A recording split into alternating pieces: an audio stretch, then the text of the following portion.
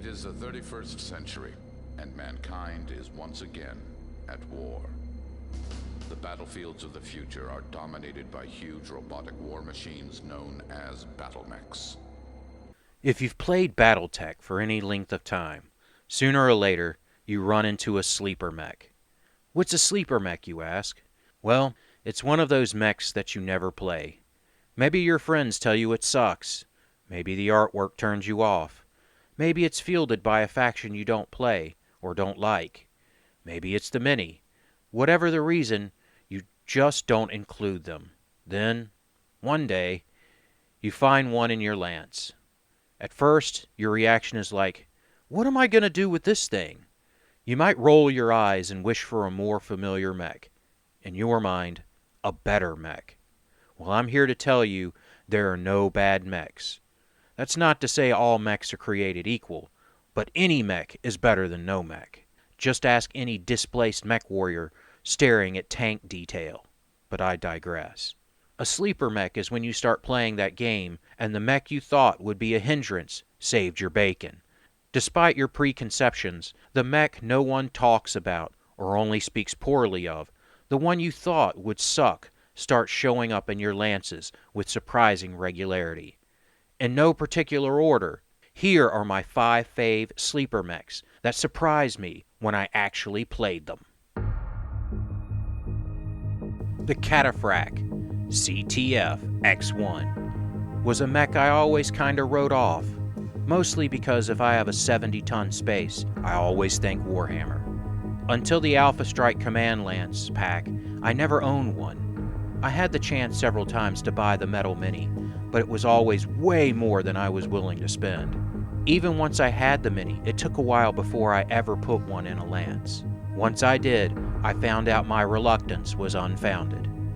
The AC-10 PPC combo is very mean. Yeah, the AC-10 loses some range, but the heat means it can fire every round, unlike the Warhammer's dual PPCs.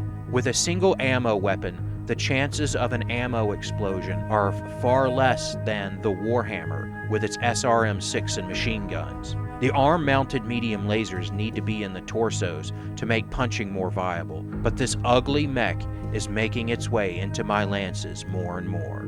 The Blackjack BJ-1 was a mech a friend of mine always trash-talked. It's slow and AC2s suck, blah blah. I will always say there are better 45-tonners out there, but you can go far worse than the BJ-1. First, my inner 13-year-old can't help but crack a grin at the model number. My immaturity aside, the Blackjack has grown on me ever since I started using it. The AC2s might not hit hard, but you can hit first, and that can matter.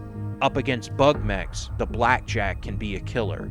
Hit them at medium or short range when they are out of range or at long. And if they move in close, well, that's what those 4 medium lasers are for. They are also good at crit seeking if you have a heavy hitter like an Awesome or babysitting a Valkyrie or Whitworth.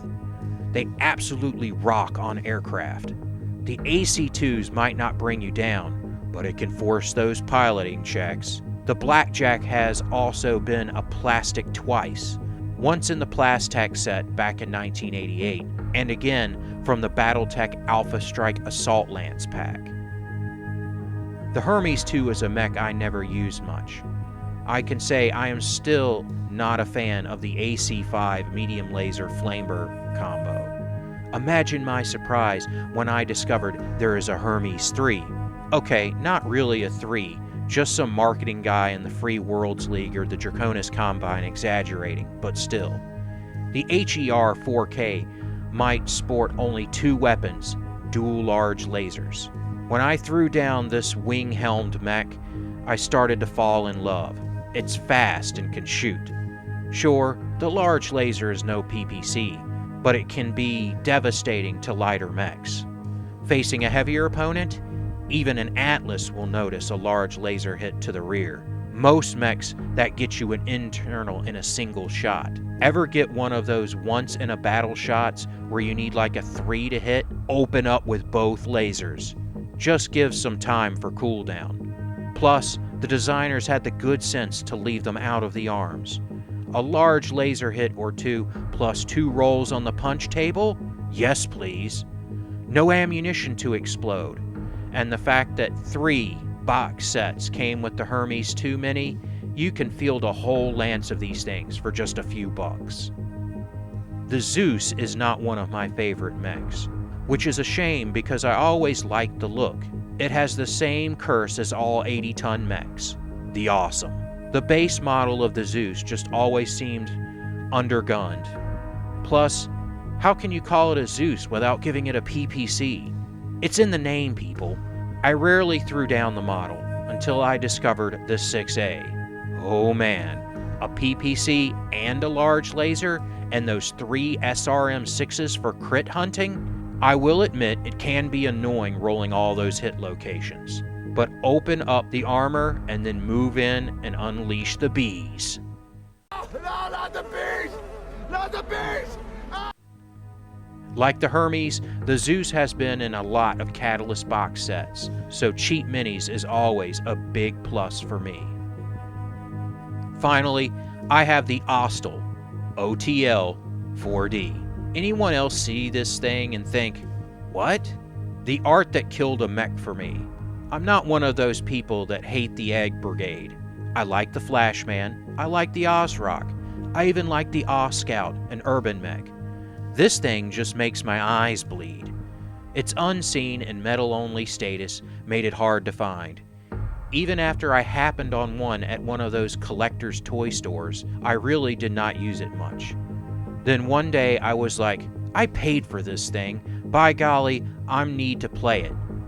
And did. Let me tell you, the art is ugly, and the mini is top-heavy, and falls easily, but the mech is great. Fast for a 60-tonner, with all energy layout, all in the torsos, so that the fists are free to punch. The best part? 16 heat sinks. You can fire both those large lasers. You can fire a large laser, both mediums, and punch. Well, those are mechs that really surprise me when I use them. Sometimes you have to leave your comfort zone to discover something really cool. Okay, BattleBound, my turn. Next week will be a battle report, but after that, I'll be posting my own Fave 5 video, and I challenge you to the same. The next list will be the best dressed of mechs. They say beauty is only skin deep, but it's still important. What mechs do you love for their look? If the mech is good or not, you can't help yourself but love it just for its look. Let's see what your little analysis mode can come up with, BattleBound. Thanks for watching this video, and as always, I hope you enjoy the battle reps that are to come.